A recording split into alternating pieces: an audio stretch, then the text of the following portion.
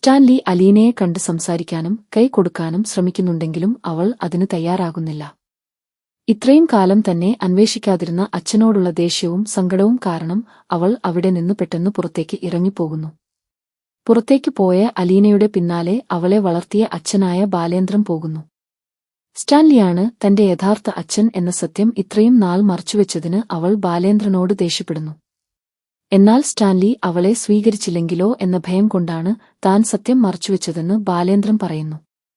കൂടാതെ താൻ പറയും വരെ സ്റ്റാൻലിക്ക് ഇങ്ങനെയൊരു മകളുണ്ടെന്ന കാര്യം പോലും അറിയില്ലായിരുന്നുവെന്നും ബാലേന്ദ്രൻ അവളെ പറഞ്ഞ് മനസ്സിലാക്കുന്നു.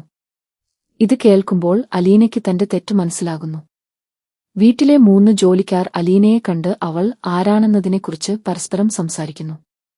അലീനയ്ക്ക് വീട്ടിലെ മൂത്ത മകളുടെ ഛായയുണ്ടെന്ന് അവർ കണ്ടെത്തുന്നുവെങ്കിലും കൂടുതൽ അന്വേഷിക്കാൻ പോയാൽ തങ്ങളുടെ ജോലി പോകുമെന്ന് ഭയന്ന് അവർ അതിൽ നിന്ന് പിന്മാറുന്നു.